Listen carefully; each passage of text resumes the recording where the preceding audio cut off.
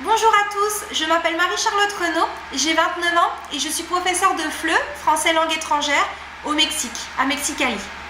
Mon parcours universitaire, j'ai obtenu un baccalauréat littéraire avec mention, puis une licence d'espagnol et ensuite un master monde ibérique. Après cela, j'ai décidé de partir au Mexique comme assistante de français. Pendant la fac, j'ai donné pas mal de cours particuliers pour acquérir de l'expérience dans l'enseignement. Et puis j'ai été professeure également remplaçante dans diverses écoles privées. Professeure des écoles, mais également professeure d'espagnol dans un lycée nancéen. Je suis au Mexique depuis 5 années maintenant, presque 6 années même. Je suis arrivée le 28 septembre. Pourquoi est-ce que j'ai choisi cette destination ? Est-ce que j'ai ressenti un choc culturel à mon arrivée ? J'ai toujours été attirée par l'Amérique latine. Le Mexique a toujours été un coup de cœur, même si réellement je ne savais pas grand-chose.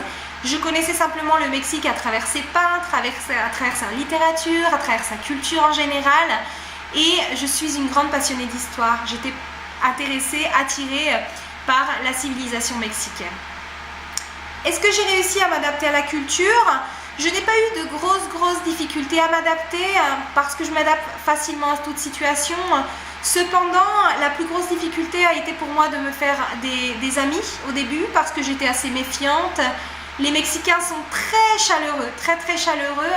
Je crois que nous ne sommes pas habitués en France. C'est pourquoi j'ai eu cette réaction peut-être de peur, mais surtout d'insécurité face à eux. Alors, mon travail, à qui j'enseigne le français? J'enseigne le français à des élèves d'école primaire, de collège et d'également Alliance française. Mon groupe d'Alliance française est un groupe d'adultes niveau intermédiaire, tandis qu'au collège et en primaire, ce sont des groupes plutôt basiques où ils apprennent à se présenter, à dire ce qu'ils aiment. Ils découvrent le cinéma français, la gastronomie, à travers des jeux essentiellement. Est-ce que j'ai eu quelques difficultés au début à m'exprimer ? Évidemment, l'espagnol d'Espagne est différent de l'espagnol du Mexique. À l'université, on nous enseigne plutôt le castillan. Oui, ça a été difficile, il y avait des expressions différentes, même la manière de conjuguer est différente, mais je me suis habituée. Les Mexicains sont très chaleureux, comme je vous l'ai dit auparavant, sont très ouverts, sont très curieux. Donc en général, il n'y avait pas de problème, ils pouvaient le répéter pour que je comprenne. Je n'ai pas eu de gros problèmes. Est-ce que je pense un jour enseigner l'espagnol en France, ou du moins dans un pays francophone ? Non, je crois que je suis bien au Mexique, sincèrement. En France, on nous juge beaucoup sur des diplômes, sur une expérience. Au Mexique, ce qui compte vraiment, c'est ce que vous êtes capable de faire si vous le faites bien et avec passion.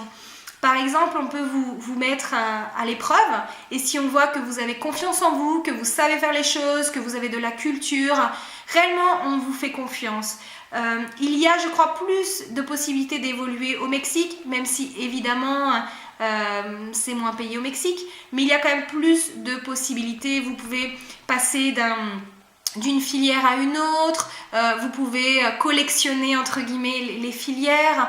J'ai un ami qui par exemple est professeur d'anglais, d'espagnol, qui parle couramment le français, qui donne quelques cours de français et qui également étudie gastronomie. Donc vraiment vous voyez la possibilité de faire plusieurs choses en même temps. Quels conseils je peux donner aux étudiants qui souhaiteraient faire professeur de FLE ?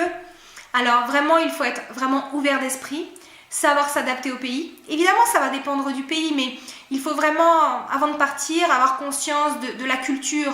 Vous ne pouvez pas partir dans un pays et imposer votre culture. Il faut vraiment vous adapter. Si vous ne pouvez pas vous adapter, ça va être vraiment très difficile. Alors, également, il faut être indépendant et avoir un esprit de liberté, non ? Parfois, il est difficile d'être dans un pays où les gens pensent d'une façon différente. Vraiment difficile parfois. Il faut savoir également que travailler, par exemple, dans une alliance française, si vous décidez de travailler dans une alliance française, est un travail précaire. Il faut vraiment être motivé. Vous êtes payé simplement les heures que vous faites. Si vous êtes malade, par exemple, vous n'êtes pas payé. Mais ça vaut la peine. C'est vraiment un travail formidable. Et si vous décidez vraiment d'être professeur de FLE, vraiment, je vous félicite. Merci beaucoup.